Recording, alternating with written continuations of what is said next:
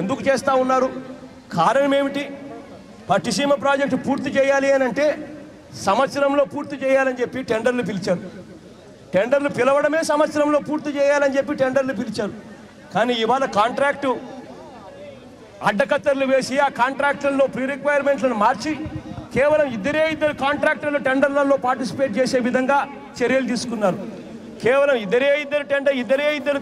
ఇద్దరు మాత్రమే టెండర్లలో పార్టిసిపేట్ చేశారు. మిగిలిన వాళ్ళు ఎవరూ కూడా టెండర్లలో పార్టిసిపేషన్ కూడా చేయలేదు. ఆ ఇద్దరు కూడా టెండర్లలో వేసిన వాళ్ళు 21.9% ఎక్సెస్ కోట్ చేసిన పరిస్థితి. ఆ ఎక్సెస్ కోట్ చేస్తే ఇదే చంద్రబాబు నాయుడు గారు ఏం చేశారు?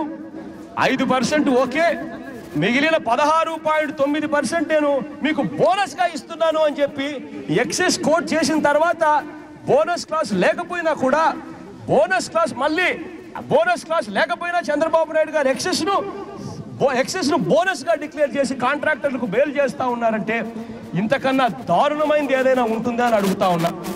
పట్టిసీమ ప్రాజెక్టు వల్ల దాదాపుగా చంద్రబాబు నాయుడు గారికి 300 కోట్ల పైచిలకు ముడుపులు తీసుకుంటా ఉన్న పరిస్థితి బహుశా ఎక్కడా కూడా కని విని ఎరగని పరిస్థితి ఇవాళ రాష్ట్రంలో కనిపిస్తూ ఉంది.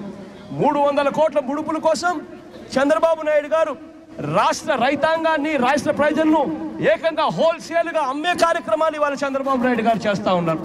చంద్రబాబు నాయుడు గారి పరిస్థితి ఇవాళన్నా మారాలి.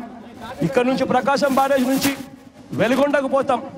వెలుగొండలో కూడా చంద్రబాబు నాయుడు గారు కేటాయింపులు చేసింది ఎంత, చంద్రబాబు నాయుడు గారు చేయవలసింది ఎంత, రాయలసీమ అని చెప్పి చంద్రబాబు నాయుడు గారు ప్రేమ అని చెప్తా ఉన్నారు.